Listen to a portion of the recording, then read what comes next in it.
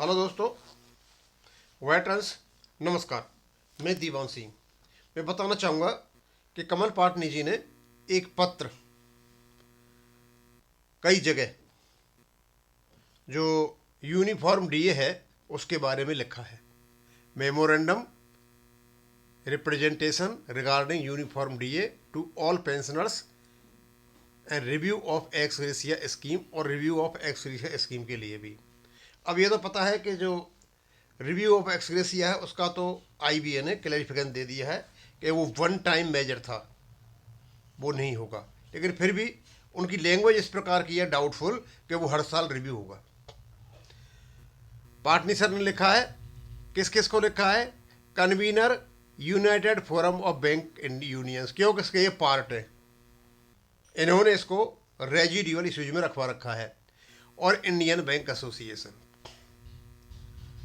ये दोनों पार्टनर हैं इसमें, इनका बिजनेस है ये। और उसके बाद honourable finance minister, DFS, PMO, इन सबको लिखा है, क्योंकि पूरी की पूरी जो टीम ऊपर से नीचे तक बैठी हुई है ये सबके लिए इन्हें लेटर लिखा है। अब क्योंकि लेटरों की एक ऐसी बाढ़ आई हुई है डीएफएस में, फाइनेंस मिनिस्ट्री में, आईबीए में।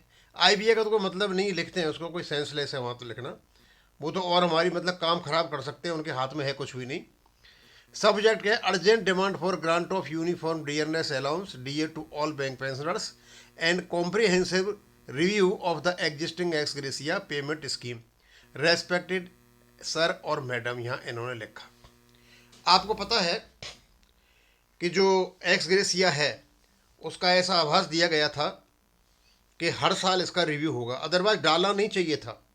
एनुअल रिव्यू नहीं लिखना चाहिए था। एनुअल रिव्यू यदि लिखा है तो इसका मतलब ये हो गया कि उसमें वृद्धि होगी। लेकिन क्योंकि इनके दिमाग में पहले ही ये थी कि इनमें कोई वृद्धि नहीं होगी, इनको बेवकूफ़ बनाना है, एक्स ग्रेशिया दे करके बेवकूफ़ बनाना है, इसलिए इनको जो यूनिफॉर्म डीए है वो नहीं देना पड़ेगा, उसमें ज़्यादा खर्चा था।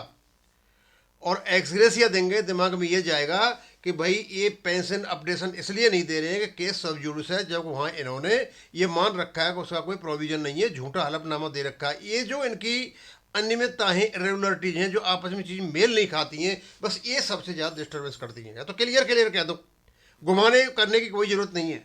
अब घुमाएंगे नहीं और ये नहीं करूँगे तो बैंक का चलम जैसे लोग साथ नहीं देंगे, क्योंकि यहाँ ठीक है इस काम के लिए यही है कि मतलब पेंशनर्स को घुमाओ और बैंक का चलम को बचाओ।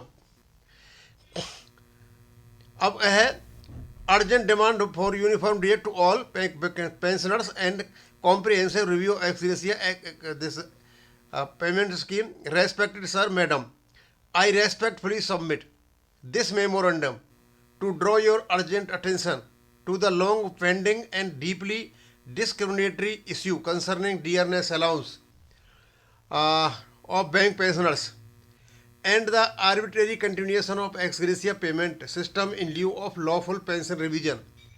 इश्यू, अब ने एक एक करके पॉइंट उठाए। Issue of uniform DA to all pensioners. At present bank pensioners are subjected to unequal and inconsistent DA treatment which is neither aligned with inflation realities nor with constitutional principles of equality and dignity. DA is meant to neutralize the impact of inflation. Denial or partial grant of DA to pensioners defeats the very purpose of Social Security. Pension is deferred wages, not charity. Uniform DA to all pensioners is therefore not a concession but a legitimate and enforceable right. Ex gratia number 2. An inadequate and arbitrary substitute of the existing ex gratia payment mechanism is discretionary and non-transparent, lacks statutory backing, does not ensure parity or dignity, cannot replace structured pension revision. वो दो चीज़ों के बारे में कहा है कि जो आपका यूनिफॉर्म नेशनल पैटर्न का डीए है उसको आप डिनाई नहीं कर सकते, और ये जो आपने दे रखा है एक्स ग्रेशिया, ये किसी भी हालत में पेंशन को रिप्लेस नहीं कर सकता। लेकिन फिर भी एक्स ग्रेशिया की अपनी शर्तों के अनुसार, आप कहे के अनुसार इसकी वृद्धि करनी चाहिए। Ex gratia by its very nature can not substitute a lawful pension framework and has instead become a tool to postpone justice. Role of UFBU and IVA. सबसे ज़्यादा यदि कहीं डिस्क्रिमिनेटरी व्यवहार है तो केवल और केवल आईबीए और यूएफबीयू को है, और इसको सारे के सारे पेंशनर्स अच्छी तरह से जानते हैं। As a representative body is expected to safeguard the long-term interest of employees and pensioners. IBA as a coordinating body must act within constitutional and financial propriety.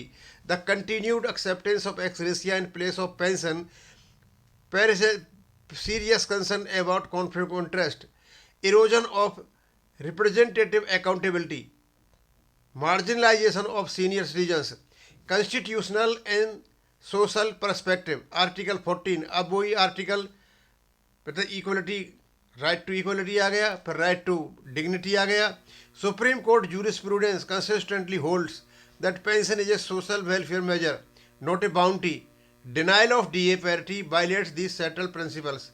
Our specific demands, we therefore urgently demand immediate inflation of policy action to grant uniform DA to all bank pensioners without discrimination, comprehensive review and withdrawal of the ex gratia scheme as a substitute for pension revision, transparent disclosure of pension fund position and actuarial justification if any for denial of priority, time bound engagement with genuine pensioner representatives on this issue.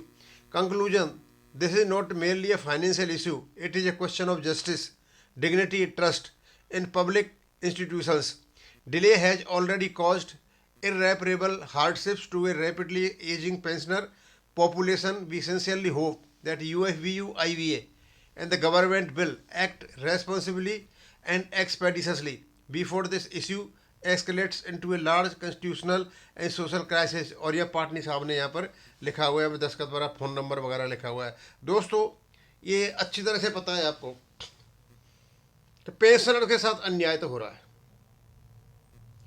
और ये समझ में नहीं आता, और ये powerless भी हैं पावरफुल के सामने, और वेंकटाचलम जैसे सेल्फिश लोगों के सामने। केवल और केवल आपके ये मुद्दे सिर्फ इसलिए अटके हुए हैं कि वित्त मंत्रालय चाहता है कि जब तक खिंचा जा खींचते रहो, और वो आईबीए का सहारा लेके खींच रहे हैं।